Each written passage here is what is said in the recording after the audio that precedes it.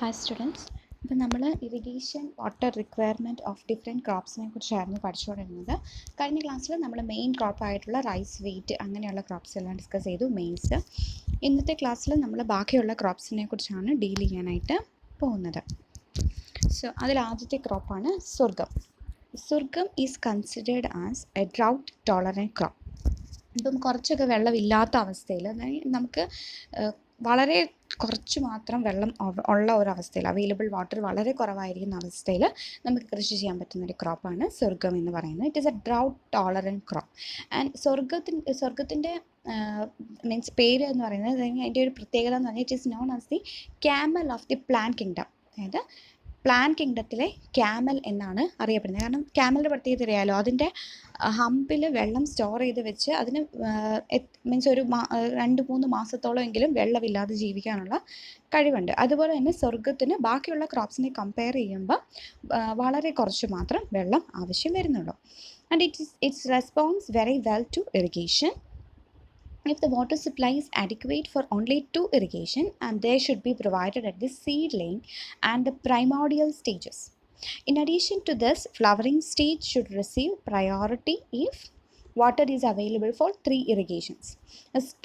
Seedling സ്റ്റേജിലും അതിൻ്റെ primordial, അതായത് ആദ്യത്തെ ആ നാമ്പൊക്കെ വരുന്ന സമയത്താണ്, അത് അതിൻ്റെ ഫസ്റ്റ് സ്റ്റേജിലാണ് ഇതിന് ഏറ്റവും കൂടുതൽ വെള്ളം ആവശ്യം. അപ്പോൾ നമുക്ക് വെള്ളം ആ സ്റ്റേജിൽ ഇതിന് കൊടുക്കുക. ബാക്കി വളർച്ചയുടെ കാലത്ത് ഇതിനധികം വെള്ളത്തിൻ്റെ ആവശ്യം വരുന്നില്ല. പിന്നെ നമുക്ക് വെള്ളം കൊടുക്കാനുണ്ട് എന്നുണ്ടെങ്കിൽ അതിൻ്റെ ഫ്ലവറിങ്ങിൻ്റെ ടൈമിൽ അടുത്തൊരു ഇറിഗേഷനും കൂടി കൊടുക്കുക. എക്സ്ട്രാ അറ്റ് ഗ്രെയിൻ ഡെവലപ്മെൻറ്റ് സ്റ്റേജിൽ നമുക്ക് വെള്ളം ഉണ്ടെങ്കിൽ ആ ഒരു ടൈമിൽ കൊടുക്കുക, കൊടുത്തില്ലെങ്കിലും കുഴപ്പമൊന്നുമില്ല. സോ അതാണ് സ്വർഗത്തിൻ്റെ പ്രത്യേകത. അപ്പം നിങ്ങളിതിൽ പഠിക്കേണ്ടതെന്ന് വെച്ചാൽ ക്രിട്ടിക്കൽ സ്റ്റേജസ് എന്ന് പഠിച്ചിട്ട് ഓരോ ക്രോപ്പിൻ്റെയും അത് വെള്ളം കൊടുക്കണം, അത്യാവശ്യമായി കൊടുക്കണം എന്ന് പറയുന്ന ക്രിട്ടിക്കൽ സ്റ്റേജസ് ഒന്ന് അറിഞ്ഞു വെച്ചിരിക്കുക. അത് മാത്രം അറിഞ്ഞാൽ മതി ഓരോ ക്രോപ്പിൻ്റെയും. നെക്സ്റ്റ് പേൾ മില്ലറ്റ് അല്ലെങ്കിൽ ബജ്ര എന്ന് നമ്മൾ പറയും. ഇത് summer irrigated pearl millet requires 6 irrigations for high yield. They are transplanting, establishment, tillering, panicle initiation, flowering and grain development. ഈ 6 സ്റ്റേജസിലാണ് സമ്മർ സീസണിൽ നമ്മൾ ക്രോപ്പ് ഇറിഗേറ്റ് ചെയ്യുമ്പം അവർക്ക് കൊടുക്കേണ്ട 6 ക്രിട്ടിക്കൽ സ്റ്റേജസാണ് പറഞ്ഞിരിക്കുന്നത്. Flowering and grain development stages are the more sensitive to soil moisture stress. ഇപ്പോൾ ഇതിൻ്റെ റിപ്രൊഡക്റ്റീവ് സ്റ്റേജിലാണ്, ബജ്രയെ സംബന്ധിച്ചിടത്തോളം അതിൻ്റെ റിപ്രൊഡക്റ്റീവ് സ്റ്റേജിലാണ് അതിന് വാട്ടർ ഏറ്റവും അത്യാവശ്യമായിട്ട് ഉള്ളത്. And minimum of 3 irrigations should be given. 3 irrigation എങ്കിലും കൊടുത്തിരിക്കണം. That is at the time of transplant ചെയ്യുമ്പോൾ നമ്മൾ വെള്ളം കൊടുക്കണം, നട്ട് കഴിഞ്ഞ് വെള്ളം കൊടുക്കണം. അതുപോലെ നെക്സ്റ്റ് സ്റ്റേജ് കൊടുക്കേണ്ടത് ടില്ലറിങ് സ്റ്റേജിൽ നമ്മൾ വെള്ളം കൊടുക്കണം. പിന്നെ 50% ഫ്ലവറിങ് സ്റ്റേജിലും, അതായത് 50% പൂത്ത് കഴിഞ്ഞ് ഉള്ള സമയത്ത് നമ്മൾ ഇത് കൊടുക്കണം, ഇറിഗേഷൻ കൊടുക്കണം. Next finger millet.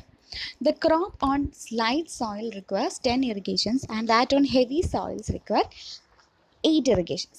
ലൈറ്റ് സോയിൽസിലാണ് നമ്മൾ ഫിംഗർ മില്ലറ്റ് എന്ന് പറയുന്നതാണ് നമ്മുടെ റാഗി എന്ന് പറയുന്നത്, വരക്, കുവരക്. അപ്പോൾ നമ്മൾ ലൈറ്റ് സോയിൽസിലാണ്, സാൻഡി സോയിൽ പോലുള്ള സോയിൽസിലാണ് ചെയ്യുന്നതെങ്കിൽ അതിന് 10 ഇറിഗേഷൻ കൊടുക്കണം. കാരണം വെള്ളം പെട്ടെന്ന് ഊർന്നിറങ്ങി പോവുമല്ലോ. അതേസമയം നമ്മൾ ഹെവി സോയിൽസിലാണ് കൊടുക്കുന്നതെങ്കിൽ ഇറ്റ് ഷുഡ് ബി 8. അതിൻ്റെ എണ്ണം ഇത്തിരി കുറയ്ക്കാം. ഇനി നമ്മുടെ മണ്ണിൻ്റെ പ്രത്യേകത അനുസരിച്ച് നമ്മൾ വെള്ളം കൊടുത്താൽ മതി കേട്ടോ. ഇതൊക്കെ ജനറലായിട്ട് പറയുന്ന കാര്യങ്ങളാണ്. ഇത് തന്നെ സ്ട്രിക്ട്ലി ഫോളോ ചെയ്യണമെന്ന് നിർബന്ധമൊന്നുമില്ല. ഒരു ജനറൽ കണ്ടീഷനിൽ നമുക്ക് അറിഞ്ഞിരിക്കാൻ പറ്റുന്ന രീതിയിലാണ് ഇവർ പറഞ്ഞിരിക്കുന്നത്. പിന്നെ ബാക്കി നമ്മുടെ കാലാവസ്ഥ, അതുപോലെ മണ്ണ്, അതുപോലെയുള്ള കാര്യങ്ങളെല്ലാം പ്രാക്ടിക്കൽ സിറ്റുവേഷനിൽ വരുമ്പോഴത്തേക്കും ഇത് ഡിഫർ ചെയ്യും. Higher yield at 3 stages. നമുക്ക് നല്ല ഈൽഡ് കിട്ടണം എങ്കിൽ 3 സ്റ്റേജിൽ നമ്മൾ ഇറിഗേഷൻ കൊടുത്തിരിക്കണം. 1 ടില്ലറിങ് സ്റ്റേജിൽ, 2 panicle initiation stage and the grain development stage. ഈ 3 സ്റ്റേജസിൽ ഉറപ്പായിട്ടും ഇറിഗേഷൻ കൊടുത്തിരിക്കണം for attaining a higher yield of finger millet. Next is chickpea എന്ന് പറയുന്നതാണ് നമ്മുടെ ബംഗാൾ കടല, നിലക്കടല അല്ലാത്ത കടല, കറിക്കടല. Chickpea in deep black soil. ചിക്പി മെയിനായിട്ട് കൾട്ടിവേറ്റ് ചെയ്യുന്നത് ബ്ലാക്ക് സോയിൽസിലാണ്. നമ്മുടെ ഇവിടുത്തെ ഈ ഒരു സിറ്റുവേഷനിൽ നമുക്ക് ചിക്പി കൾട്ടിവേറ്റ് ചെയ്യാൻ പറ്റത്തില്ല. അത് മെയിനായിട്ട് കൾട്ടിവേറ്റ് ചെയ്യുന്നത് ബ്ലാക്ക് സോയിൽസിലാണ്. The crop is not irrigated and light soils 2 or 3 irrigations are given. If water is available for 2 irrigations, it should be applied in branching and the pod formation stage. ഒന്ന് branching സ്റ്റേജിൽ കൊടുക്കണം, plant branch ചെയ്യുമ്പം.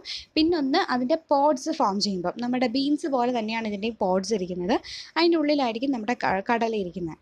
അപ്പോൾ ആ pod formation സ്റ്റേജിൽ പൂവ് മാറി പോഡാവുന്ന fruit ആവുന്ന സമയത്ത് നല്ലപോലെ ഇറിഗേഷൻ കൊടുക്കണം. If 4 irrigations are possible, do it. It should be applied at sowing, branching, flowering and pod filling stage. No irrigation should be given at flowering time in grain crop. ഈ ക്രോപ്സിന് flowering ടൈമിൽ irrigation കൊടുക്കാൻ പാടില്ല. കൊടുത്തില്ലെങ്കിലും കുഴപ്പമില്ല എന്നാണ് ഉദ്ദേശിച്ചിരിക്കുന്നതെന്ന് തോന്നുന്നു. Okay. Then next is PGN-P. PGN-P എന്ന് പറയുന്നത് പട്ടാണി എന്നൊക്കെ പറയും, green peas. PGN-P. 1 irrigation at pot filling stage and can double the yield of a post monsoon rain fed crop. അപ്പോൾ നമ്മൾ മൺസൂൺ കഴിഞ്ഞിട്ട്, അതായത് മഴക്കാലം കഴിഞ്ഞ് വരുന്ന സമയത്ത് നമ്മൾ ഒരു ഇറിഗേഷൻ അതിൻ്റെ പോട്ട് ഫില്ലിംഗ് സ്റ്റേജ് ആകുമ്പോഴത്തേക്ക് കൊടുക്കുകയാണെന്നുണ്ടെങ്കിൽ നമ്മൾ ഉദ്ദേശിക്കുന്നതിൽ ഡബിൾ ആയിരിക്കും ഈൽഡ് കിട്ടുന്നത്. അപ്പോൾ വെള്ളം കൊടുക്കുന്നതനുസരിച്ച് നമുക്കൊരു ക്രോപ്പിൻ്റെ ഈൽഡിൽ വ്യത്യാസം വരുത്താൻ കഴിയും എന്നാണ് പറഞ്ഞു വെക്കുന്നത്. അതായത് നമ്മൾ റെയിൻ ഫെഡ് ആയിട്ടൊരു ക്രോപ്പ് റേസ് ചെയ്യുന്നത് ഇറിഗേറ്റഡ് ക്രോപ്പ് റേസ് ചെയ്യുന്നത് അത് തമ്മിൽ കമ്പയർ ചെയ്യുമ്പോൾ കിട്ടുന്ന ഈൽഡിൽ നല്ല വ്യത്യാസം ഉണ്ടാവും. ഓക്കെ, അതാണ് ഇവർ ഈൽഡ് ഡബിൾ ചെയ്യും എന്നത്. റെയിൻ ഫെഡ് ക്രോപ്പിനെ കമ്പയർ ചെയ്യുമ്പോൾ ഈൽഡ് ഡബിൾ ചെയ്യും, അതാണ് ഉദ്ദേശിച്ചിരിക്കുന്നത് കേട്ടോ. And flowering and pod filling are relatively more sensitive to soil moisture stress condition. അപ്പോൾ ആ 2 സ്റ്റേജിൽ നമ്മൾ വെള്ളം കൊടുക്കണം ആവശ്യാനുസരണം. Next is black or green gram. Flower initiation, pod filling and pod filling are the critical stages of plant growth. Scheduling irrigation at 50% DASM or at IW/CP ratio of 0.4 is adequate for optimum yield and high water use efficiency. ഇവർക്ക് അധികം വെള്ളം വേണ്ട ആവശ്യമില്ല. അവർക്ക് നമ്മുടെ IW/CP ratio 0.4 ആവുന്ന ഒരു അവസരമുണ്ട്. ആ അവസ്ഥയിൽ വെള്ളം നിന്നാൽ തന്നെ നമുക്ക് അത്യാവശ്യം ഈൽഡും വാട്ടർ യൂസ് എഫിഷ്യൻസി എല്ലാം ഹൈ ആയിട്ട് കിട്ടും. Next is കൗപ്പി. The critical stages are flowering and pod formation. Then groundnut കേസിൽ the period from high flowering to early pod development is very critical. Flowering, peg penetration. Groundnut എന്ന് പറഞ്ഞാൽ നിലക്കടലയാണ്. Peg penetration എന്ന് പറഞ്ഞാൽ ആദ്യം ഇതിന് റൂട്ട്സിൽ നിന്നാണ് നമുക്ക് നിലക്കടല ഇടുന്നത്. ആ ഗ്രൗണ്ട്നട്ടിൻ്റെ റൂട്ട് മോഡിഫിക്കേഷനാണ് നിലക്കടല എന്ന് പറയുന്നത്. അപ്പം ആ പെഗ് എന്ന് പറയുന്ന അതിൻ്റെ നമ്മുടെ നിലക്കടല നിങ്ങൾ തോടോടുകൂടി കഴിച്ചിട്ടുണ്ടെങ്കിൽ മനസ്സിലാവും. ആ തോട് ഫോം ചെയ്യുന്ന ടൈമാണ് ഈ പെഗ് ഫോർമേഷൻ എന്ന് പറയുന്നത്. അപ്പോൾ ആ സമയത്ത് ഇത് ഫോം ചെയ്ത് മണ്ണിലേക്ക് ഇറങ്ങും. ആ ഒരു ടൈമിലൊക്കെ നല്ലപോലെ വെള്ളം കൊടുക്കണം. Then early pod development are the 3 moisture sensitive stages of the crop. Groundnutന്റെ flowering stage, peg penetration stage and early pod development stage. ഈ 3 സ്റ്റേജസ് ആണ് ക്രിട്ടിക്കൽ സ്റ്റേജസ് ഓഫ് ഇറിഗേഷൻ എന്ന് പറയുന്നത്. If irrigation water is not a limiting problem, total 8 irrigations are given. നമുക്ക് നല്ലപോലെ വെള്ളമുണ്ട്, അത്യാവശ്യം ample water supply ഉണ്ട് എങ്കിൽ നമ്മൾ 8 ഇറിഗേഷൻസ് കൊടുക്കണം. IW/CP of 1 at moisture sensitive stage and 0.6 at other stages increases the high water use efficiency. അപ്പം AW/CP ratio, that is irrigation water divided by the potential evaporation, critical evaporation ആണെന്ന് തോന്നുന്നു. നിങ്ങളത് first chapter നോക്കി അതൊന്ന് നോക്കണം. First ചാപ്റ്ററിൽ നമ്മൾ IW/CP ratio പഠിച്ചിട്ടുണ്ട്, അതുകൊണ്ടാണ് പറഞ്ഞത്. നിങ്ങളത് റെഫർ ചെയ്താൽ മതി. ആ ഒരു റേഷ്യോ എന്ന് പറയുന്നത് 1 ആയിരിക്കണം അറ്റ് ദ മോയ്സ്ചർ സെൻസിറ്റീവ് സ്റ്റേജിൽ. അല്ലെങ്കിൽ അതർ സ്റ്റേജസിൽ അത് 0.6 കണ്ടീഷനിൽ നമ്മൾ മെയിൻറ്റെയിൻ ചെയ്യുകയാണ് എങ്കിൽ നമുക്ക് നല്ലൊരു വാട്ടർ യൂസ് എഫിഷ്യൻസി കിട്ടും. Okay, next is the rape seed and mustard. നമുക്കിവിടെ അധികം കോമൺ ആയിട്ടുള്ള ക്രോപ്പ് അല്ല മസ്റ്റാർഡും റേപ്പ് സീഡ് എന്നൊക്കെ പറയുന്നത്. എൻ്റെ ക്രിട്ടിക്കൽ സ്റ്റേജ് അറിഞ്ഞിരിക്കുക, ഇത് flowering and the pod formation സ്റ്റേജിലാണ്. Then pre flowering and pod formation stages respond significantly to irrigation. Next sesamum, എള്ള്. Pre-sowing irrigation is necessary for optimum seed germination and adequate stand establishment. Pre-sowing എന്ന് പറഞ്ഞാൽ so ചെയ്യുന്നതിന് മുൻപ് നമ്മൾ നിലം നനച്ചിട്ട് വേണം നമ്മൾ വിത്ത് വിതയ്ക്കാനായിട്ട്.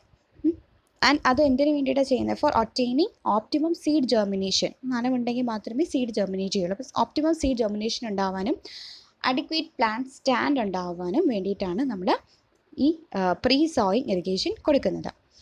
അത് നെസസറിയാണ്. നമ്മൾ സോ ചെയ്യുന്നതിന് മുന്നേ, വിത്ത് വിതയ്ക്കുന്നതിന് മുന്നേ നമ്മൾ ലാൻഡ് ഇറിഗേറ്റ് ചെയ്തിരിക്കണം. നാച്ചുറലി ചെയ്യുന്നൊരു കാര്യമാണ്. Flower initiation and capsule filling are the critical stages. Crop is usually irrigated by check basin method. Check basin method വെച്ചിട്ടാണ് നമ്മൾ ഈ ക്രോപ്പിനെ ഇറിഗേറ്റ് ചെയ്യുന്നത്. Next crop sunflower.